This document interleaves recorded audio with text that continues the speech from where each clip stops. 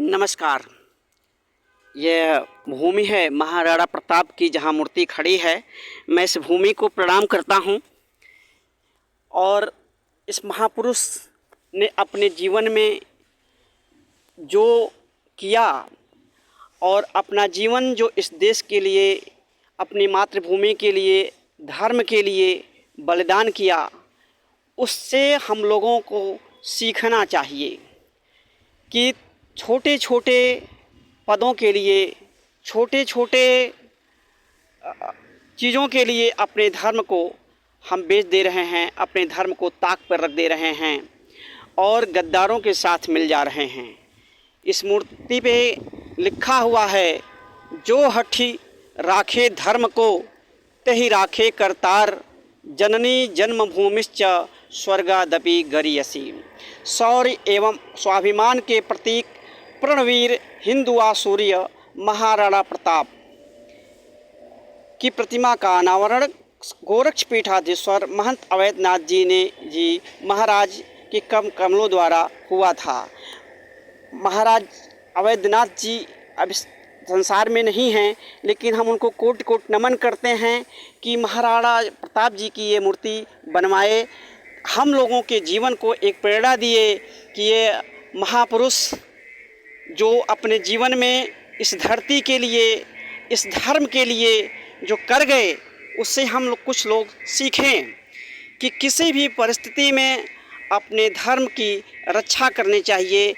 हठ राखे धर्म को, एकदम हठी बनना चाहिए कि हम अपने धर्म को कभी भी नहीं छोड़ेंगे। जननी जन्मभूमिश्च स्वर्गादपि गरीयसी, स्वर्ग से भी ऊंची है जननी जन्मभूमि, जहां हम पैदा हुए हैं।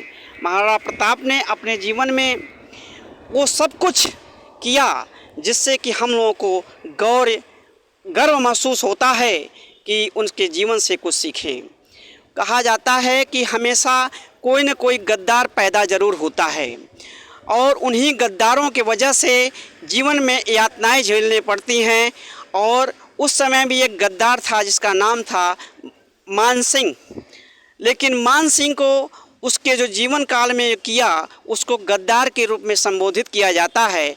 और राणा प्रताप जी ने जो ने किया उनको महापुरुष कहा जाता है। हमेशा कुछ न कुछ गद्दार पैदा होंगे और महापुरुष पैदा होंगे।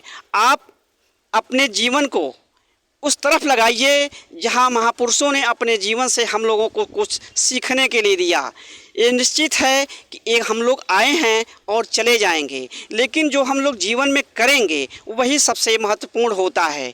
अपनी धर्म, भारत देश सनातन धर्म का प्रतीक है। पूरे विश्व में बहुत सारे धर्मों के लोग रहते हैं, लेकिन भारत ही एक ऐसा देश है जो सनातन धर्म के नाम से मशहूर है।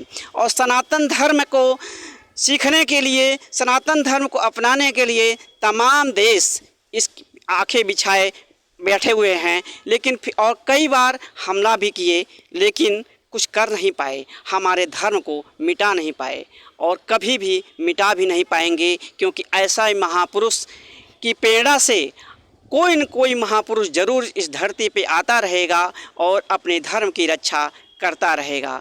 कहा गया है कि इनका घोड़ा और भाला सबसे बड़ा हथियार और मित्र था। रणबीच चौकड़ी भर भर कर चेतक बन गया निराला था, राणा प्रताप के घोड़े से पड़ गया हवा का पाला था। यह कहा गया है कि राणा प्रताप का घोड़ा, उसका नाम था चेतक, उस घोड़े का भी नाम अमर हो गया है, जो अपने स्वामी का साथ पूरे जीवन में उसी तन्मयता के साथ दिया। वह जानवर भी मनुष्य से भी ज़्यादा कहीं वफादार था, जो अपने जीवन में कभी भी अपने मालिक को, अपने स्वामी को दुश्मनों के आगे घुटने नहीं टेकने दिया।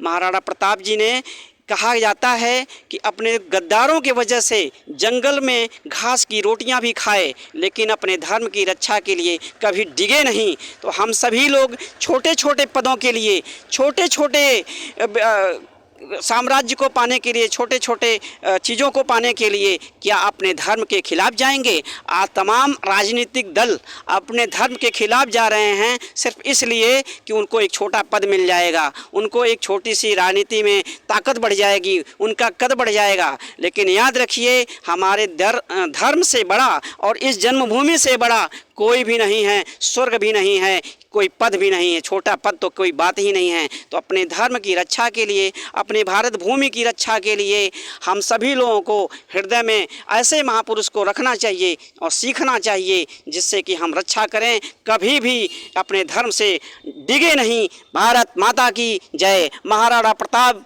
अमर रहें, अमर रहें। धन्यवाद।